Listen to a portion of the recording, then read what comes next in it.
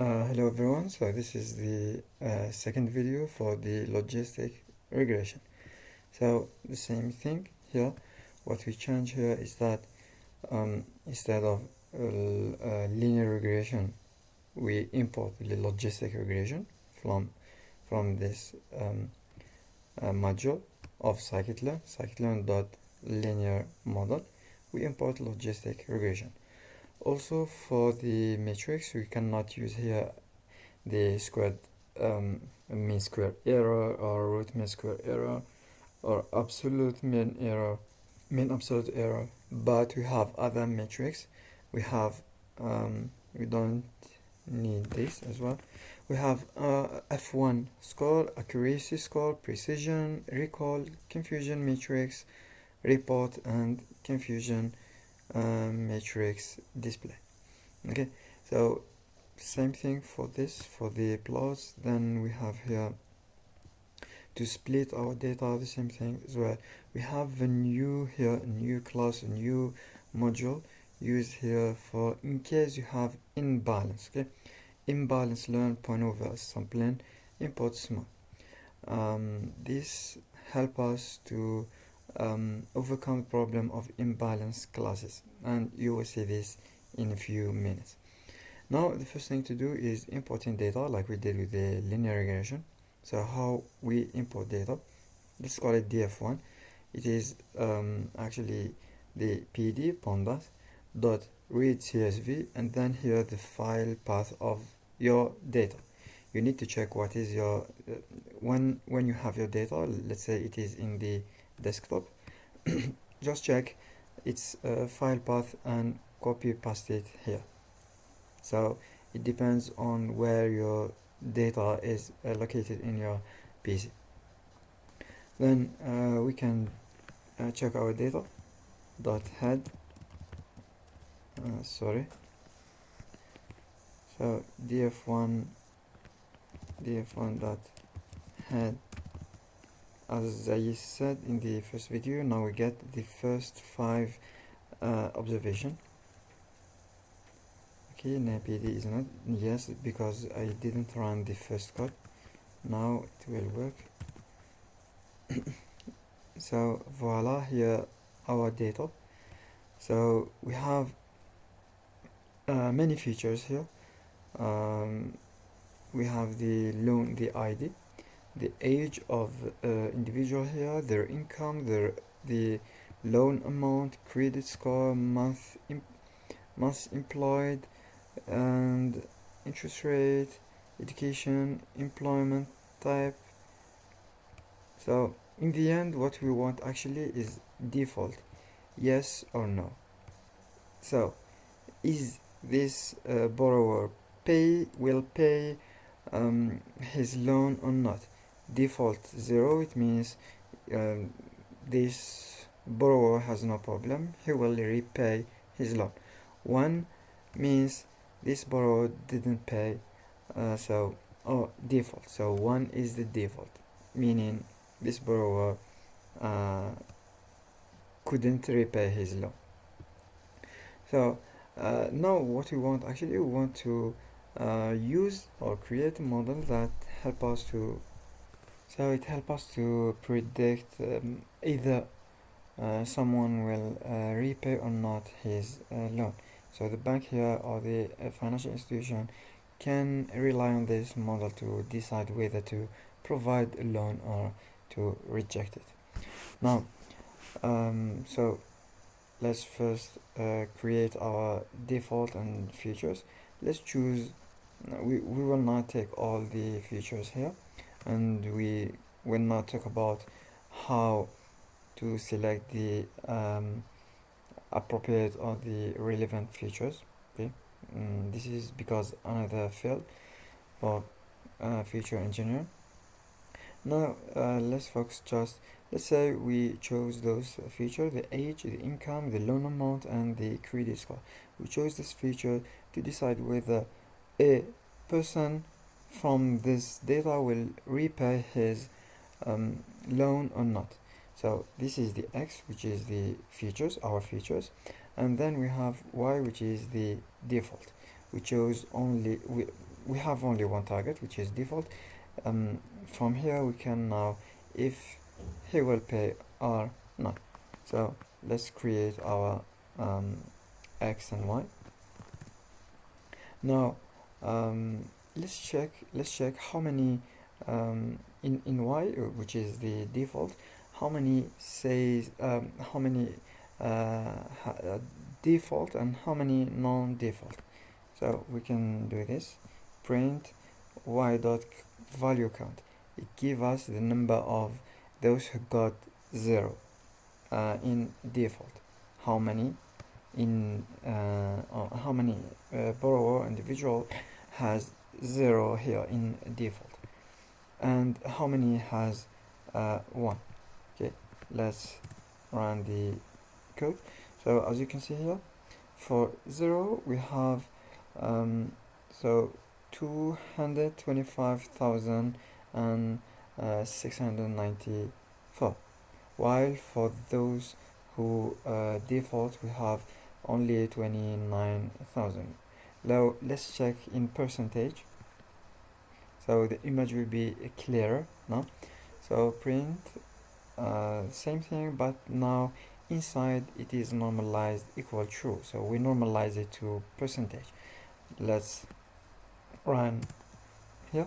So this is actually default. We have 88% with 0, no default, against 11% of 1, which means default. So this is the problem of imbalanced data. When we have imbalanced data, we need like to solve this problem before performing any linear or any machine learning model. So how to do so? As we imported here the imbalanced learn oversampling, this smooth, we can use it here. So smooth equals the our class that we imported, smooth, then x and y equals smooth fit resample x and y. Now we have x and y resampled. This method is over sampling actually, which means it makes the second class, this one, it makes it like bigger, and then make it like balanced with the first class here. Now the other step, which is splitting our data. Now here you can do this. Now after sampling our data, and now x and y are balanced, sorry, not x, y and y, but the first class and the second class are balanced. Now we can split our data into train and test set. We do it like we did it for the first example with linear regression. So x train, x test, y train, y test equals the our class, which is train test split. We split x and y. The test size is 25%, the random state is 42. Since here the split is random, if you want to replicate it later, you will not get the same result if you don't use this random state. If you use it, so that if you replicate it, you get the same result. Now the next step is building the model. Just here, instead of linear regression as we did the last time, now it is logistic regression. The model fit, x train and y train, the prediction. Then after that we need to run the code from here. X train is not okay, so because I didn't run this one, control enter. Now it is run. Now that's good. So now we fitted our model. Now we can predict on x tests using x or the test set for prediction. Good. Now we did it. Now we can get the confusion matrix. Let's run the code. This is the confusion matrix, or we can get like a better visualization here using this. So the same result, but here it is like clean and better illustrated. So how can you read this matrix or this one? As I said, the same thing. So how can we read this? As you can see here, we have the predicted label, and from here we have the true label. Let's start with here. So for predicted label, the model said all those are 0, which means not no default, as you can see. But the true is that only 35,000 are not default, while all those 18,615, the models say they are not default, while in reality they are default. And here also, so those are considered by the model as default, while in the reality they are not default. So here made mistake, and here mistake, and here they are good, like well predicted, here also well predicted. For here it is called the true negative, because the model said it's negative or 0, no default, and it is true. Here it is true positive. The models say it is positive, and the truth or the actual data say yes, it is true. It is positive. So true positive. And then here we have false positive, because the models say it is positive while it is not. And here it is false negative, because the model said it is negative or now default, while the truth is that there is default here. So it is false negative. This way you can read this matrix, and from all this data we can calculate different metrics to see if this model is doing great actually on the test set. Now we'll see the different metrics. Here we have the different metrics. We have F1 score, we have accuracy score, precision score, recall score, and all are useful depending on the problem, depending on the situation and case. We use actually recall score when we don't want as I said, I use recall score if I don't want false negative. Actually, false negative means I don't want to give loan, or in another way, I don't want to predict someone as not default, as no default, while it is. So I don't want to give a loan to someone that doesn't actually deserve it. So in this case, I need to use the recall score. But why when I like want to avoid any false positive, in this case I need to use the precision. Here it depends on the situation, depends on the type of problem, what you want as the project owner. And in case both matters same, like false negative and false positive, in this case you can average them by using F1 score. So let's back to the matrix of evaluation. Here to find the F1 score, so F1, let's call it F1 for F1 score. It is actually F1 score. We have it here, this one, F1 score. We can write it like this.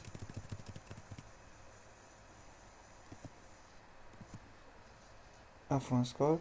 So we compare between y test, the prediction, and the test, actually, between the prediction and the test. Now we get the value of f1, which is between 0 and 1, or 0 and 100%. So we run the code. So this is f1 score. Actually, it is 65%. This model is good at this percentage, like 65%, 0.54. But as I said, this is in case both false negative and false positive have the same importance. But in this case, I said last that I actually don't want to give a loan to someone who deserves it. It is fine if I reject a loan of someone who deserves it, but I cannot accept that I give a loan to someone who will not repay it. So for this, actually, I will not use F1 score, I will not use precision, but I will use recall. Let's use recall score. Now let's see the result. So it is 67%.